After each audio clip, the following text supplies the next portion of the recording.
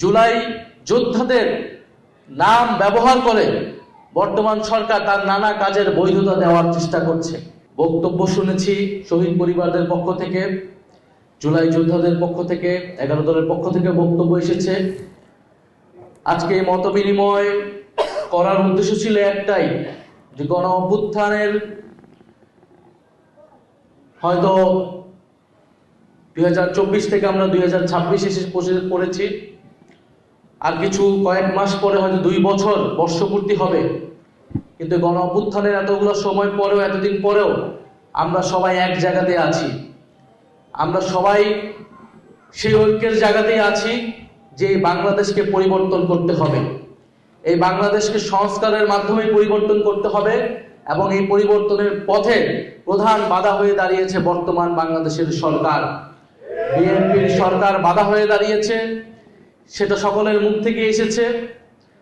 আমরা শহীদ পরিবারদেরকে মনে করি বাংলাদেশের জনগণের সম্পদ। তারা, জুলাই যোদ্ধারা বাংলাদেশের জনগণকে প্রতিনিধিত্ব করে।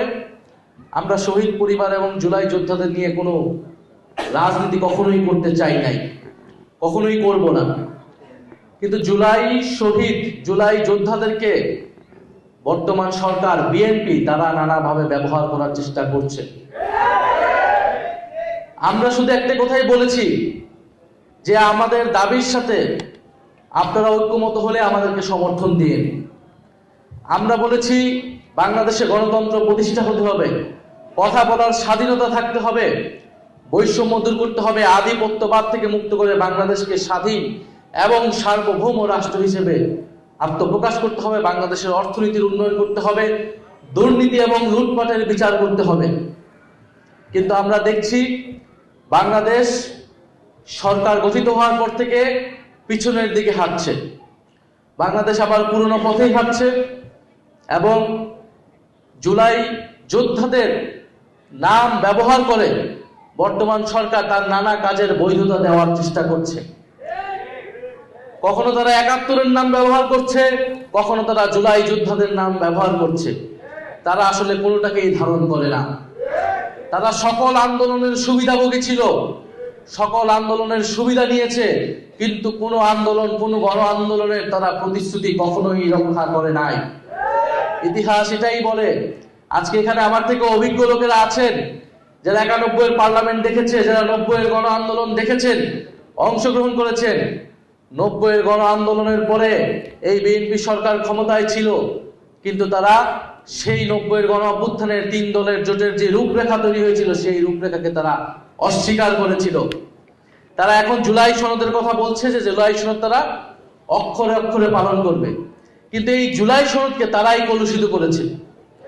এই জুলাই সনদের তারা প্রত্যেকটা জায়গায় তারা লিখেছে, জোর করে সেই সময় ঐক্যমত কমিশনকে দিয়ে লিখিয়ে নিয়েছিল যে যেই দল ক্ষমতা আসবে সেই দল তার ইশতিহার অনুযায়ী সংস্কার করবে। তাহলে তারা প্রথমে আপনাকে দেখাবে জুলাই সনদ যে আমি অক্ষরে অক্ষরে বাস্তবায়ন করছি, পরে দেখাচ্ছে যে তাদের দলীয় ইশতিহার। তো জুলাই সনদ তো তার দলীয় ইশতিহার হতে পারে না। জুলাই সনদ তাদের দলীয় ইশতিহার যদি তারা বাস্তবায়ন করবে, তাহলে তো এত ঐক্যমত, এত আলোচনার কোনো প্রয়োজন ছিল না। ঠিক আছে, তাদের দলীয় ইশতিহার, সেই ইশতিহার তারা কতটুকু পালন করছে? সেই ইশতিহারে, সেই 31 দফায় তারা যতটুকু কমিটমেন্ট করেছিল, সেই কমিটমেন্ট গুলাও তারা ভঙ্গ করে গেছে। আমরা শেখ হাসিনার সময় যে পুলিশ ছিল, সেই পুলিশ ক্রমান্বয়ে পুলিশ লীগ হয়ে গিয়েছিল। এখন হয়তো তারা জাতীয়তাবাদী পুলিশ বাহিনী তৈরি করার চেষ্টায় রয়েছে। না হলে কেন তারা পুলিশ কমিশন, সংস্কার কমিশন করবে না? সেটার অধ্যাদেশ তারা বাস্তবায়ন করবে না। শেখ হাসিনার সময় আমরা বিচার বিভাগ দেখেছি কিভাবে দলীয়করণ হয়েছিল, ফলে বিচারপতিদেরকে নিরপেক্ষভাবে নিয়োগ দিতে হবে, সেই অধ্যাদেশটাকে তারা বাতিল করে দিয়েছে। অর্থাৎ তারা দেশের প্রত্যেকটি প্রতিষ্ঠান, যেই প্রতিষ্ঠানগুলো দলীয়করণের ফলে দেশে একটা স্বৈরতন্ত্র প্রতিষ্ঠা হয়েছিল, ফ্যাসিবাদ প্রতিষ্ঠা হয়েছিল, সেই প্রত্যেকটি ব্যবস্থাকেই, প্রত্যেকটি প্রতিষ্ঠানের দলীয়করণকে তারা পুনর্বহাল রেখেছে। এটার মাধ্যমে তারা এটাই বার্তা দিতে চায় যে তারা সংস্কারের কথা, জুলাই সনদের কথা, জুলাই গণ অভ্যুত্থানের কথা মুখে বলবে, কিন্তু অন্তরে ধারণ করবে না। তারা সে অনুযায়ী কাজ করবে না। ফলে বৈষম্যহীন বাংলাদেশ, সংস্কারের বাংলাদেশের পথে আমাদেরকে আবার ঐক্যবদ্ধ হতে হচ্ছে। আমরা আপনাদের প্রতি কৃতজ্ঞতা জানাই, ধন্যবাদ জানাই। আপনারা অলরেডি মাঠে নেমেছেন, আপনারা অলরেডি কথা বলছেন, ঢাকা বিশ্ববিদ্যালয়ে আমাদের কিছু ভাইয়েরা অনশন করেছে দীর্ঘ কয়েক ঘন্টা এই গণভোটের গণরায়কে বাস্তবায়ন করার জন্য। আমরা 72 ঘন্টা তারা যারা অনশন করেছে তাদের প্রতি কৃতজ্ঞতা জানাই। আমরা আশা করেছিলাম যে সরকার দল সেখানে যে উপস্থিত হবে, তাদেরকে আশ্বস্ত করবে, কিন্তু আমরা দেখেছি তারা যায়নি। আমরা তাদেরকে ধিক্কার জানাই যারা সংবিধান সংস্কার পরিষদের শপথ নিল না, যারা এই অধ্যাদেশগুলোকে বাতিল করে দিল। এখন আজকে করণীয় ঠিক করার জন্য এই মত বিনিময় সভার আয়োজন ছিল। আমার মনে হয় করণীয় আমরা ঠিক করতে পেরেছি কিনা। আমাদের গণ আন্দোলনের প্রস্তুতি নিতে হবে।